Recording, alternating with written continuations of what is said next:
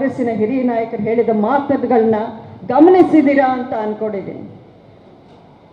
ಸುಮಲತಾ ಅವರ ಅವಶ್ಯಕತೆ ನಮಗೆ ಇಂದೂ ಇಲ್ಲ, ನಿನ್ನೆನೂ ಇಲ್ಲ, ನಾಳೆನೂ ಇರಲ್ಲ ಅನ್ನೋವಂಥ ಮಾತನ್ನು ಹೇಳೋದು ಕಾಂಗ್ರೆಸ್ನ ಅತಿ ಸೀನಿಯರ್ ಲೀಡರು, ಮುಖಂಡರು. ಅದು ಯಾರು ಅಂತ ನಾನೇ ಹೆಸರು ತಗೋ.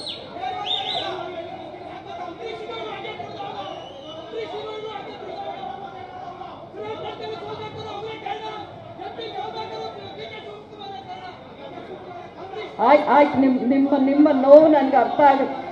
ಆದರೆ ನನ್ನ ಮಾತಿಗೆ ನೀವು ಹೇಳಿ, ನನಗೆ ಗೌರವ ಇಲ್ಲದೆ ಇರೋ ಕಡೆ ನೀವು ನಮಗೆ ಬೇಡ ಅಂತ ಹೇಳೋ ಕಡೆಗೆ ನಾನು ಹೋಗೋಕ್ಕಾಗತ್ತಾ ಅಂತ ನಿಮ್ಮಲ್ಲಿ ಯಾರಾದರೂ ಹೇಳ್ತೀರಾ? ಅಂಬರೀಷ್ ಅವರು ಅವರ ಹೆಸರಲ್ಲೇ ಸ್ವಾಭಿಮಾನ. ಅವ್ರಿಗೆ ಹೆಸರು, ನೀವು ಮಂಡ್ಯದ ಗಂಡು ಅನ್ನೋ ಹೆಸರು 100 ವರ್ಷ ಆದ್ರೂ ಈ ಮಣ್ಣಲ್ಲಿ ಅಂಬರೀಷ್ ಅವರು ಒಬ್ಬರನ್ನೇ ಕರೆಯೋದು. ಅದನ್ನು ನಾನು ಇವತ್ತು ಹೇಳ್ತಾ ಇದ್ದೀನಿ. ಆ ಒಂದು ಮಂಡ್ಯದ ಗಂಡು ಅವರ ಜೊತೆಯಲ್ಲಿ 27 ವರ್ಷ ನಾನು ಸಂಸಾರ ಮಾಡಿದವಳು. ಆ ಸ್ವಾಭಿಮಾನ ಏನು ಅನ್ನೋದು ಅವರಿಂದಾನೇ ನಾನು ಕಲ್ತಿದ್ದು.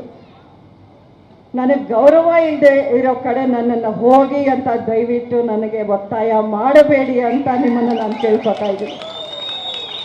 ನನ್ನ ಭವಿಷ್ಯದ ಬಗ್ಗೆ ನನಗೆ ಚಿಂತೆ ಇಲ್ಲ. ಇವತ್ತು ನಾನು MP, ನಾಳೆ ನನ್ನ ಜಾಗದಲ್ಲಿ ಇನ್ನೊಬ್ಬರು ಬರ್ತಾರೆ, ಚಿಂತೆ ಇಲ್ಲ. ಆದರೆ ಈ ಮಣ್ಣಿನ ಸೊಸೆ ಅನ್ನೋ ಸ್ಥಾನ ನನ್ನಿಂದ ಯಾರು ಕಿತ್ಕೊಳ್ಳೋಕ್ಕಾಗೋದಿಲ್ವಲ್ಲ. ಅದು ನಿರಂತರ, ಅದು ಶಾಶ್ವತ. ಅಧಿಕಾರ ಬರುತ್ತೆ ಹೋಗುತ್ತೆ, ಪ್ರೀತಿ ಅನ್ನೋದು ಮಾತ್ರ ಶಾಶ್ವತ. ಆದರೆ ಇನ್ನೊಂದು ನಿರ್ಧಾರ ನಾನು ಏನಕ್ಕೆ ಈ ಸಮಯದಲ್ಲಿ ತಗೊಳ್ಬೇಕು ಅಂತ ಅದನ್ನು ನಿಮಗೆ ನಾನು ಮನವರಿಕೆ ಮಾಡ್ಕೋಬೇಕಾಗಿದೆ.